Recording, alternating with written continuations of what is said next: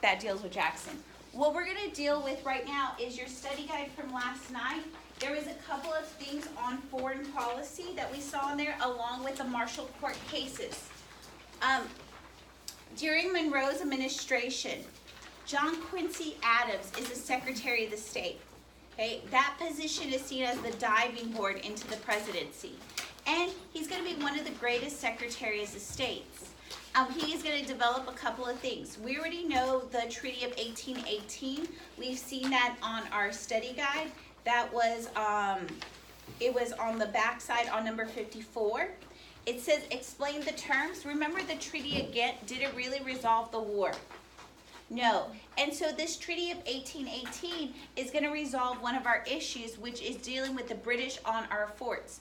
The first thing it's going to do, I'm going to come down here to number 2. It's going to set that border at the 49th parallel. So they cannot come into our area to trade with who? The Indians, so they don't get the arms, so they're not attacking our settlers. We're going to have joint occupation of Oregon Country, and then we're also going to share the fisheries off the new land. Okay? Next thing is we're having issues with Florida. And this is something that y'all will eventually see later with Jackson, that we are having issues that a lot of slaves are fleeing to Florida. Indians are going crazy because the Spanish have left the forts in Florida. They're having issues in Latin America with the revolutions. Okay, like the Mexican Revolution that is going on. And they want to obtain Mexico because of its silver in northern Mexico. So because of that, we're having problems with runaway slaves, bandits, and Indians. Okay, y'all know those Seminole Indians? They're going kind of crazy. Everybody's on spring break in Florida, basically. And so what will happen is John Quincy Adams is going to send Andrew Jackson. He tells Andrew Jackson to maintain order and restore our lost slaves back. Andrew Jackson kind of goes on a rampage, and he makes over $5 million in damages. But he recaptures control. And so this is what's going to lead to the Florida Purchase Treaty.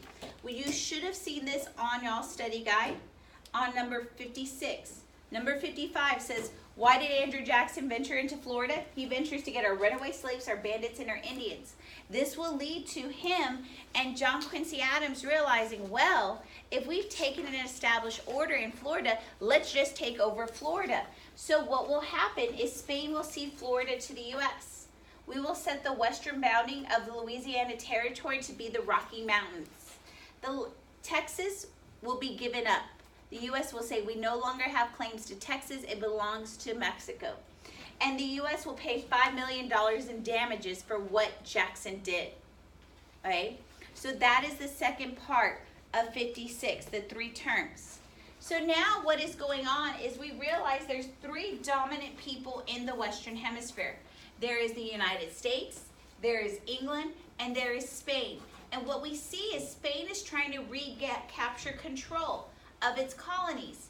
And because of that whole fear that Spain is trying to recapture its colonies, we're going to see the United States is going to come in and be very fearful that Britain could possibly come back in and recapture its colonies. Do they have some previous PTSD of them trying to be recaptured?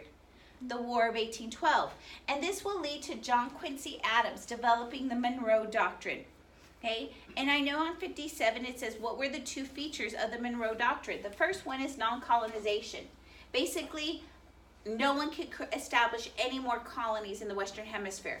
Hunting season is over.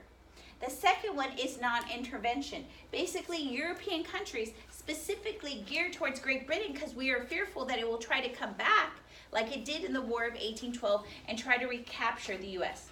Basically, they cannot come in and recapture. Again, this is happening at this time period because of our PTSD from the War of 1812. The irony at this time, does the U.S. have any way to enforce this? No. And so it will rely on the British to really look at the Monroe Doctrine and be like, oh, these are rules that the Americans are pulling on us. We should follow it. Do you really think the British are going to do that? Do you really think the Spanish are going to look at the Monroe Doctrine and say, oh, we will follow this?